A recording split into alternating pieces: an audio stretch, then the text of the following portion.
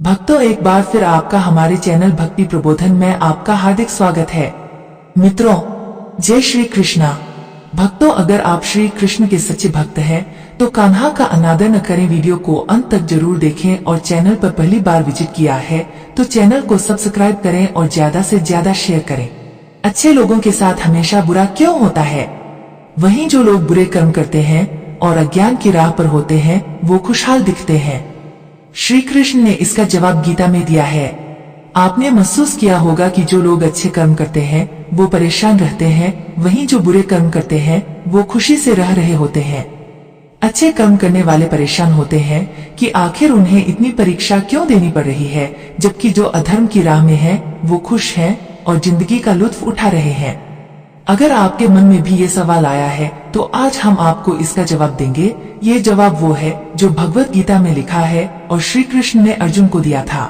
भगवत गीता में वर्णित कथा के अनुसार जब भी अर्जुन के मन में कोई दुविधा होती थी तो वो श्री कृष्ण के पास पहुंच जाते थे।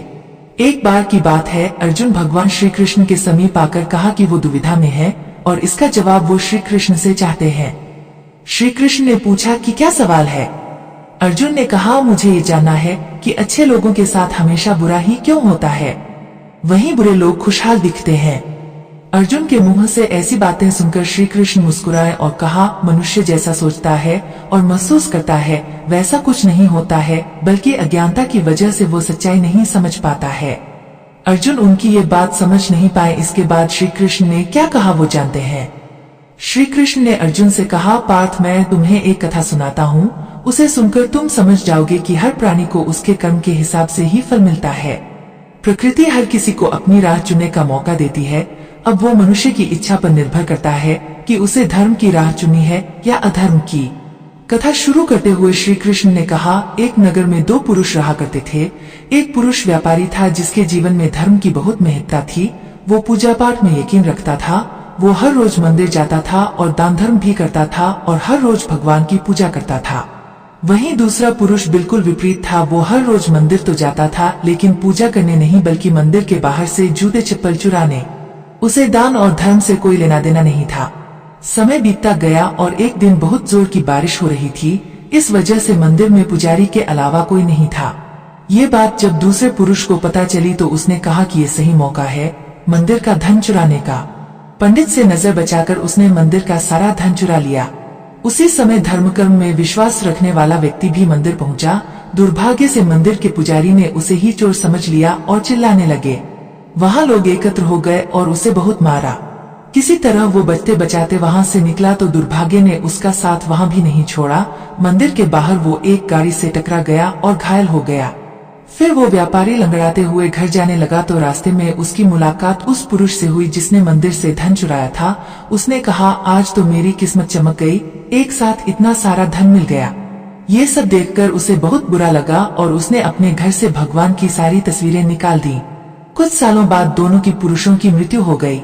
मरने के बाद जब दोनों यमराज की सभा में पहुंचे और भले पुरुष ने दूसरे व्यक्ति को देखा तो उसे बहुत गुस्सा आया।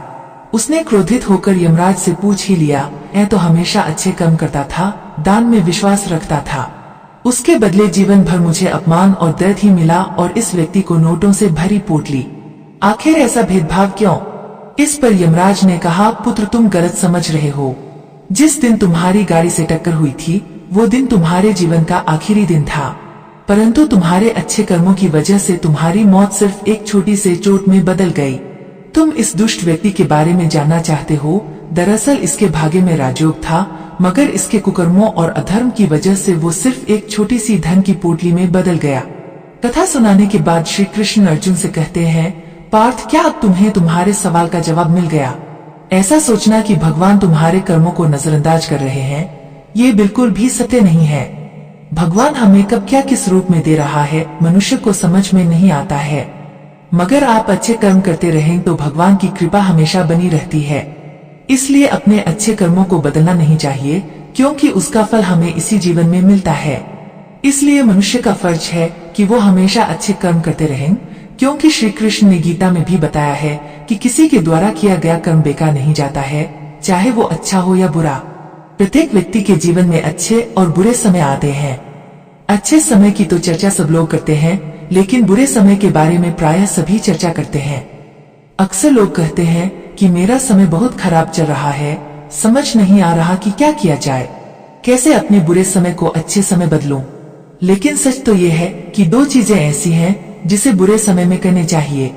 भगवान श्री कृष्ण ने गीता में बुरे समय के लिए क्या कहा है, इसे आज हम जानेंगे। आगे हम इसे एक कहानी के माध्यम से जानते हैं। एक बहुत ही गरीब किसान था। वह था तो बहुत गरीब लेकिन मेहनती और खुश था। वह रोज सुबह उठकर मंदिर में जाकर केवल 10 मिनट भगवान के आगे हाथ जोड़कर प्रार्थना करता था। उस किसान की पत्नी भी हर रोज उसके साथ मंदिर जाती थी। प्रार्थना करके वह सारा दिन अपने खेतों में काम करता। उसका जीवन बहुत अच्छा चल रहा था। अपनी मेहनत से वह कुछ ज्यादा तो नहीं कमा पाता था, लेकिन फिर भी जितना भी कमाता था उसमें से कुछ पैसे लोगों की भलाई में लगा देता था। एक उस किसान के गांव में बीमारी फैल गई। किसान का इकलौता बेटा बीमार पड़ गया। किसान के गांव में इस बीमारी की इलाज के लिए कोई अच्छा डॉक्टर नहीं था। पास के शहर में उस बालक को ले जाया गया। शहर के इस अस्पताल का इलाज बहुत ही महंगा था।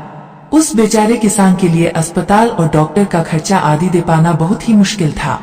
किसान दिन प्रतिदिन हिम्मत हारता जा रहा था। एक दिन अस्पताल में बैठे बैठे वह इतना हताश हो गया कि वो जोर जोर से रोने लगा। साथ ही कहने लगा, पता नहीं किस चीज का बदला भगवान मुझसे ले रहे हैं। कभी वह खुद को कोसता तो कभी भगवान को, लेकिन किसान की पत्नी को भगवान पर अटूट विश्वास था। लेकिन किसान को आशा की कोई किरण नजर नहीं आ रही थी। अस्पताल के कुछ दूरी पर ही मंदिर था। किसान की पत्नी हर रोज उस मंदिर में प्रार्थना करने जाती थी, लेकिन किसान का मन प्रार्थना करने का नहीं करता था। डॉक्टर ने उस किसान से कहा, बच्चे के इलाज के लिए 10,000 रुपए की आवश्यकता है, पर किसान के लिए इतनी बड़ी रकम इकट्ठा कर पाना मुश्किल था। किसान की पत्नी अब भी मंदिर जाती थी। वह भगवान के आगे हाथ जोड़कर प्रार्थना करती कि उसका पुत्र ठीक हो जाए। एक दिन मंदिर में एक सेठ आया। उसने किसान की पत्नी को कहा कि उसने किसान की बात उस दिन अस्पताल में सुनी थी। सेठ को बातों ही बातों में पता चला कि किसान को 10,000 रुपए की जरूरत है। इस पर सेठ ने अपनी जेब से 10,000 निकालकर देते हुए बोला कि उसके पास इतने रुपए ही हैं। साथ ही सेठ ने कागज पर अपना पता लिखते हुए कहा, अगर उनको और पैसों की आवश्यकता हो तो वे बेहिचक मांग ले। महिला ने उत्तर दिया, इस कागज की कोई आवश्यकता नहीं है। वो जानती है कि ये पैसे उसको किसने भेजवाए हैं। जिसने उसे ये पैसे दिए हैं वह परमात्मा उसका हमेशा ख्याल रखेंगे। इस कहते हैं अटूट विश्वास। ये सबसे जरूरी चीज है जिसे हम अक्सर खो देते हैं। भगवान श्री कृष्ण गीता के 9वें अध्याय के 22वें श्लोक में कहा है कि जो मनुष्य मेरे पर मन लगाते हैं, मेरा ध्यान करते हैं, मैं उनको वो प्रदान करता हूँ जो उनके पास नहीं है। साथ ही जो उनके पास है मैं उनकी रक्षा भी करता हूँ। इसलिए यह बहुत जरूरी है कि हम अपने बुरे वक्त में परमात्मा पर भरोसा रखें। इसके अलावा गीता के 2 अध्याय के 14वें श्लोक में कहा है कि सुख और दुख का भाव इंद्रियों से निकलता है। ये मौसम के समान है, यानी ये सुख और दुख दोनों ही हमेशा नहीं रहेंगे। इसलिए हमें सुख और दुख का समान भाव से सामना करना चाहिए। मित्रों, आशा करता हूँ कि आपको यह कहानी अच्छी लगी होगी। अगर चैनल पर पहली बार विजिट किया है तो चैनल को सब्सक्राइब कीजिए और ज्यादा से ज्यादा शेयर कीजिए और कमेंट करके अपना सुझाव जरूर बताएं। धन्यवाद।